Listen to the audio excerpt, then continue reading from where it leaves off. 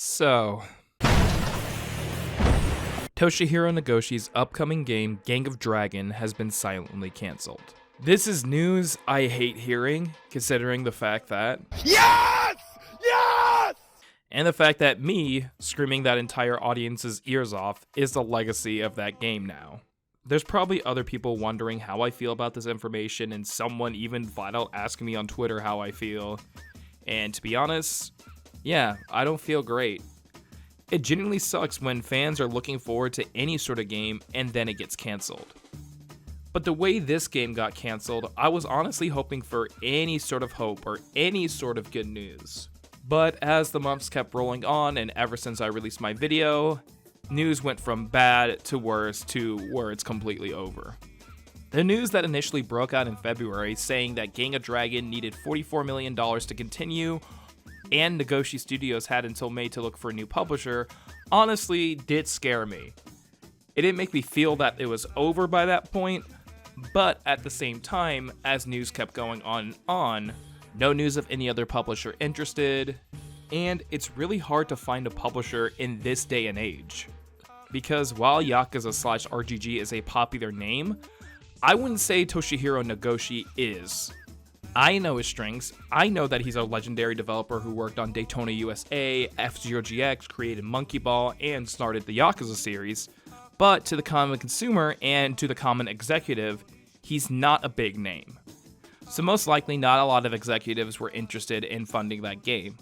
Moreover, the fact, if I were to speculate, I genuinely think that the trailer for Gang of Dragon, just like the one for Senua that just premiered like a week ago, was most likely premiered to gain more interest and invest in that company.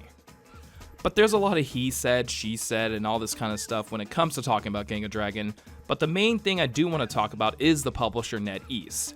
For the Japanese companies that NetEase was funding, I do not think they were a great fit.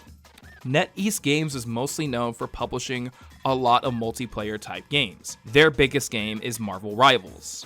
But if you go to their website and look at the games they proudly publish, most of them are multiplayer PvP, that sort of game, or also have microtransactions.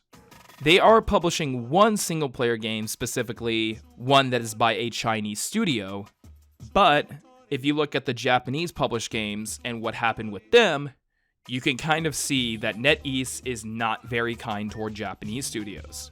The other two games by Japanese studios that were funded by NetEase was Romeo is a Dead Man by Grasshopper Manufacture and Stupid Never Dies by GP Track 50. If you go to both of those Steam pages, you will notice that both games are self-published.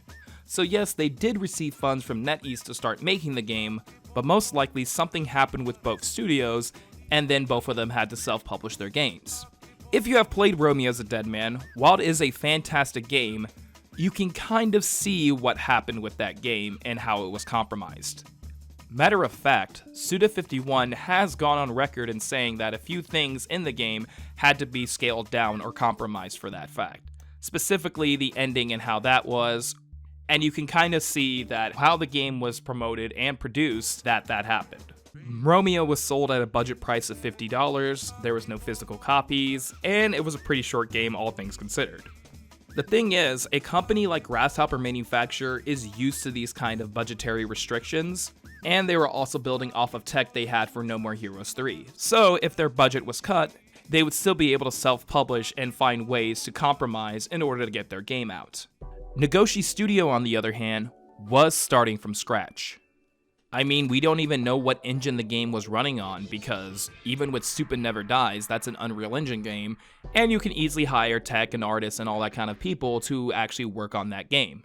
But most likely with Nagoshi Studios, and them trying to create a whole entirely new single-player game that took place in the district of Kabukicho, you couldn't have engine reuse. Everything would have to be done from scratch. The character models, the town, the city, all that kind of stuff, and you're gonna need budget for that. And personally, I don't think NetEase understood that. Most likely what happened, especially with these Japanese studios, is that they bought them, put them into game development, and looking to make a lot more money, considering the fact that Marvel Rivals and all those other games made them money. Then they realized how expensive single-player games were, and then cut their budget and said, just get it out. NetEase was not a good fit for these developers, and all 3 developers suffered for it. Nagoshi Studio just ended up the worst. You have to remember that the game was in development for around 4 to 5 years, and most likely Nagoshi Studios could have saved some money without hiring a very famous actor like Madong. It still doesn't change the fact that a lot of people still lost their jobs, and on a product I was very much looking forward to. Honestly, seeing Nagoshi Studios and his name live and in person, and being there for the announcement of his new game is something I will never forget. Not a lot of people in the room knew who he was, but I did. That's why I yelled as hard as I can. Because not only was that a game I wanted, but also to me, this was going to be a huge moment in gaming history. The good news is that most people who left Nagoshi Studios immediately got other work, whether it be at Capcom, or I heard that some of them were able to go to Hideaki Itsuno's new team. But seeing Daisuke Sato update his Twitter profile to an ex-Nagoshi staff really did break my heart. And then the next day, that interview with Nagoshi came. They never officially announced that Gang of Dragon was cancelled or anything like that. We had to find out by ourselves. We had to do the research and find that the studio was permanently closed. Matter of fact, there are probably people watching this video who just found out this game was cancelled. And even when you hear Nagoshi talk about Gang of Dragon in interviews, you can tell that this was like the thing he wanted to make. Out of everything, he had a passion and wanted to make this game to life. And it really sucks that we won't be able to see it. Honestly, I just really hope that Nagoshi just continues to make games no matter what. I don't care if he starts small, or I don't care if he goes for the big time thing, but at the very least, I've enjoyed every single game he's made. Sure, there's things I haven't liked about them here and there, but a lot of these studios and a lot of these people clearly have passion for video games, and sometimes it just doesn't work out. Some people will say you can't just rely on passion, you have to make profit margins, you gotta make money, you gotta do this, that, these, and those. But I don't think that. The passion that people have for games and the love they share for them will always come through. It might not be immediately, but it will come out. That's the only hope I can give you right now. Either way, for everyone affected at Nagoshi Studios, I'm really sorry your game couldn't come out. I was looking forward to it. A lot of people were. I can't imagine 4 years of work just going up in smoke like that. Despite Gang of Dragon going up in smoke, one thing I noticed about Nagoshi is his consistency. In his recent Famitsu article, he ends off with this: "Those who live to entertain can't always be smiling. But I want to believe the more you wince in pain, the more fans can smile. Let's preserve together." When I met Nagoshi at the Game Awards, he was there on his own for the most part. And usually at the Game Awards, you're supposed to look nice, you can wear suits, all this kind of stuff. But the t-shirt he was wearing was a giant smile. I know for a fact, wherever he goes, whatever happens, who he inspires, whatever he talks to, he's gonna do his best to preserve that smile. At the very least, I can at least understand his optimism and smile at the fact that he's going to keep moving forward. But you want to know who else we should blame for Gang of Dragon's cancellation?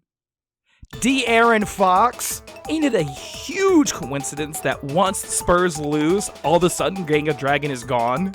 Y'all know Nagoshi is a huge Spurs fan. The NBA could have published Gang of Dragon. They're literally paying De'Aaron Fox $200 million a year. To do what? To get smoked in the finals? To play like absolute ass? De'Aaron Fox is the reason we can't have nice things.